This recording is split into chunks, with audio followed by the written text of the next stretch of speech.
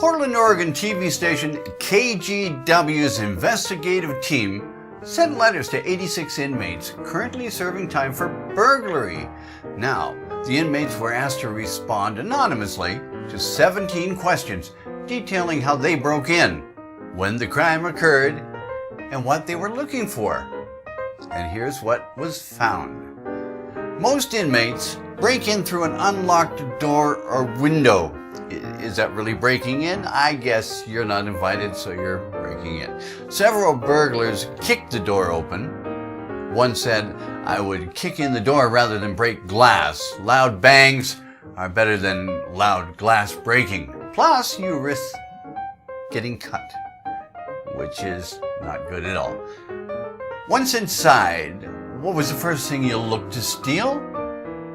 Jewelry, electronics, cash and credit cards, collectibles and guns. One person said NRA stickers on a car bumper equaled lots of guns to steal. Oh man, smart. Where did you look for hidden valuables? Okay, most burglars started by searching the master bedroom for valuables, then moved through the rest of the house. Everywhere was one of the answers, from the stove and freezer to the fish tank and toilet tank, bookshelves, and in boxes of cereal. Think you're smart hiding it in there? I never have, I don't know. Burglars prefer breaking in early morning or afternoon. They say between 12:30 p.m. and 2:30 p.m. Anyone that was home for lunch should be gone by then, and most of the kids should all still be in school. Makes sense to me. Did home protection or security signs posted outside the home deter you? Burglars had mixed opinions about home security signs. Some said that it didn't faze them at all. Others said they knew how to disarm the alarms or avoid setting them off anyway, so it didn't make any difference.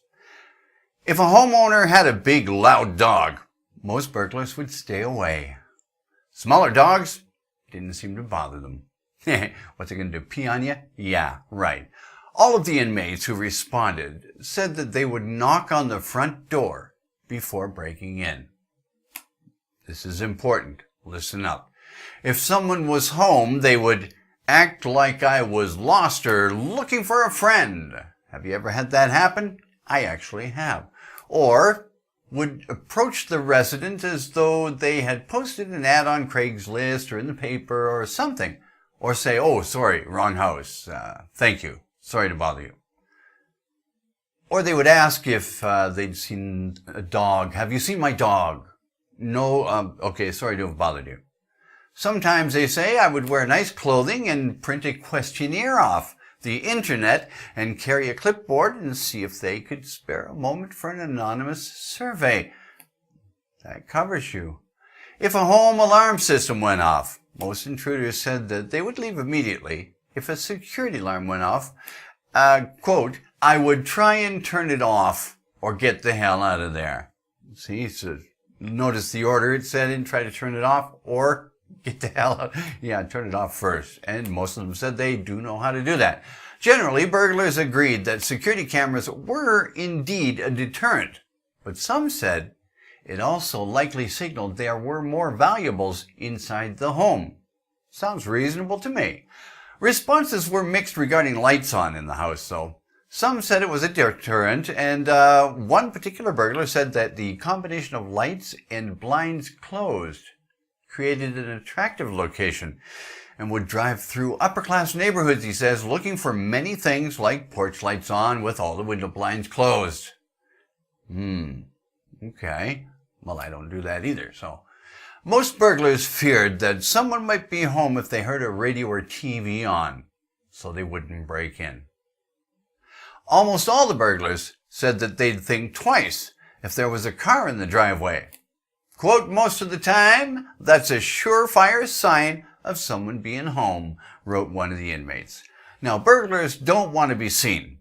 They looked for homes with big fences and overgrown trees and bushes. Good, that privacy can come back and haunt you.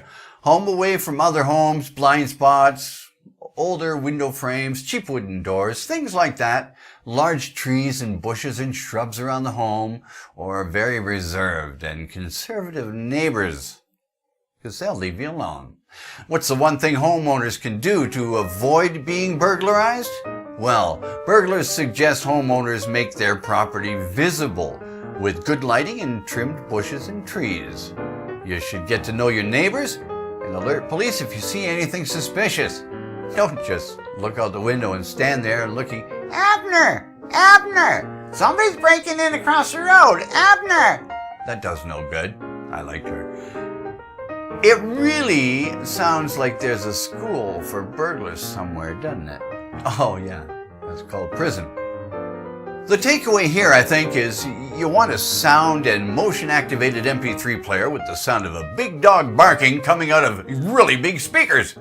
And buy a junk car for $200 to keep in your driveway. This is quite great, actually, hearing all this stuff, and gives you something to think about. But what aren't they telling us? So they can rob our houses when they get out of jail. Well, I hope we never find out. And I hope you never find out. If you're enjoying these one-offs, help keep us making them by sending us a comment, firing off a like, a +1, or hitting that subscribe button. As a subscriber, you'll be notified whenever a new upload happens, and then you'll never miss a thing. Play safe. I'll catch you here next time.